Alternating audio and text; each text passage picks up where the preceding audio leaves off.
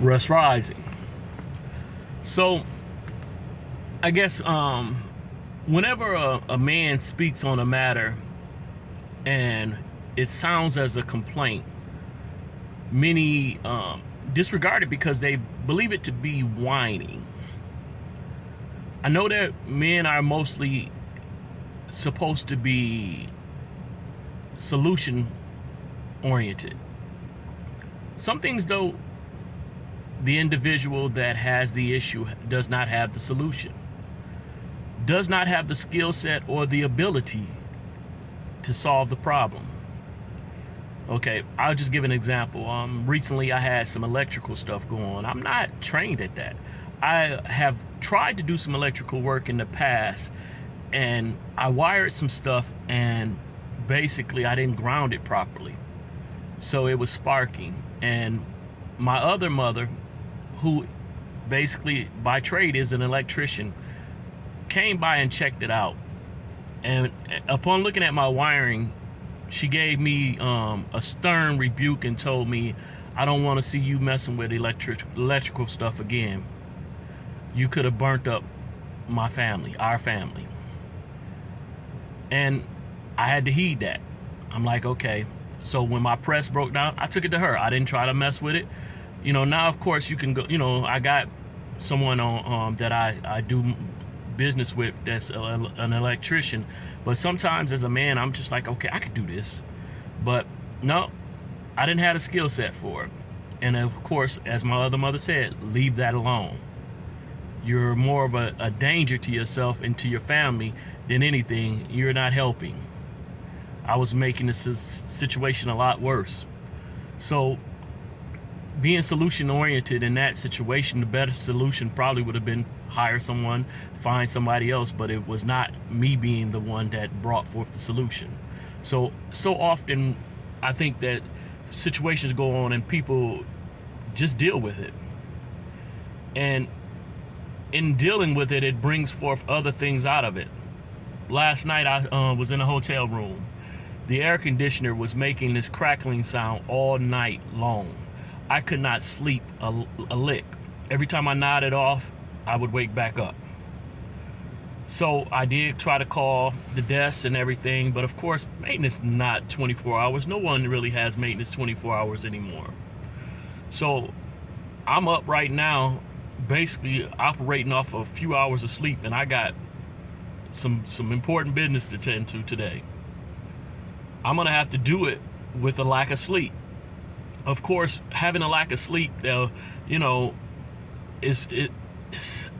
likely to be on edge a little bit. I'm gonna try to guard myself and cover myself in that area and be watching out for me being on a short fuse. Right now, I got a little bit of energy. The sun is out a little bit, and I got a little bit of energy. But I've got some caffeine and everything just in case of the crash or whatever and stuff, just to, go against the sleepiness. My body is not up to par, but my mind is alert at the moment, but my body is tired. Is tired. I'm drained. But of course I gotta do what I gotta do. Now I'm gonna have to deal with this thing again, and so it's like, do I just go at it again, or do I try to get it resolved? I think it's wise for me to try to get it resolved, to complain, I guess. Otherwise, I'm gonna have another sleepless night and 2 sleepless nights. At 51, that's not good. That's not doing any good for me or for the people I'm dealing with. Some people say, don't complain. It ain't really a complaint. I'm not whining. I'm on here basically sharing this on social, on the internet, on YouTube streets and everything, just to be sharing some stuff, because I see it as a ministry moment. I'm not always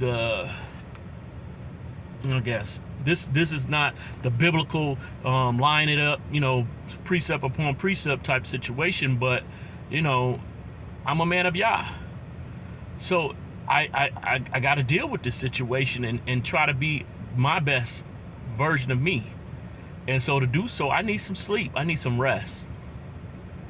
I don't want to go forth and advertise myself as this angry person, or this groggy person, or this on edge person.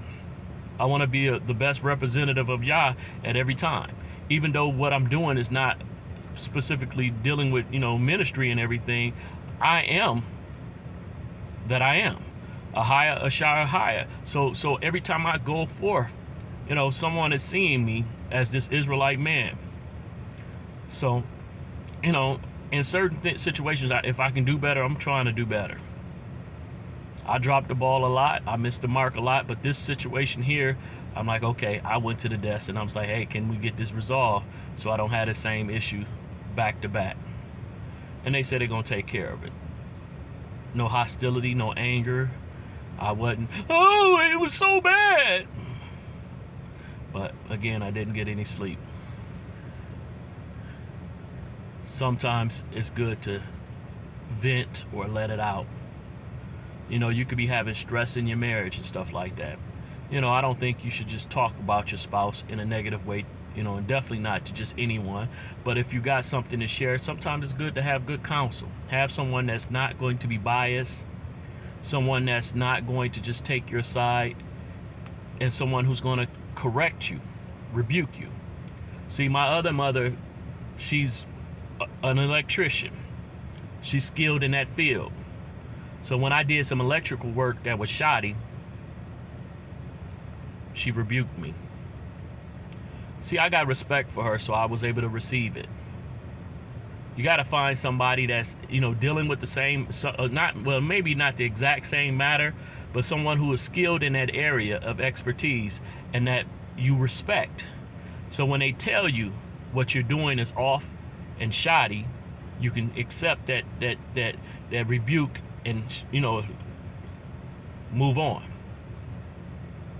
See, I got 20 years of marriage, so I don't call myself an expert at it, but I try to tell people about certain things, and I've gotten blown off many a times. And then when the person runs into that situation, it's like,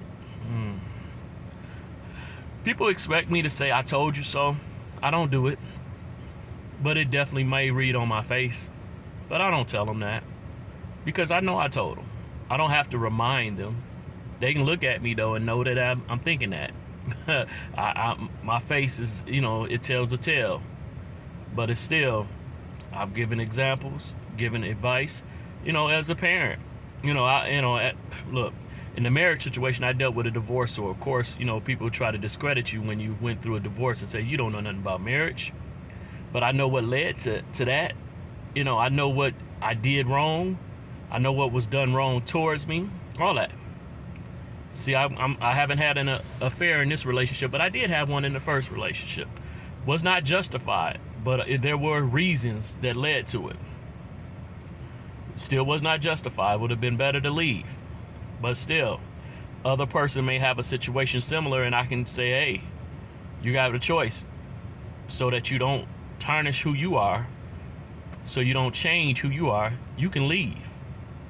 And I'm not I don't advocate divorce, really. I don't. But I think it's better than to kill who you are or kill that person. And it doesn't have to be a physical homicide type situation. It could be that you're, defaming them or defaming yourself. Why would you want to be in a situation where you have to actually lose your integrity and character and keep walking in that, knowing that it's killing you, it's tearing away at the fabric of who you are, that you come out of this as a different person, that you're incapable of trust and love again.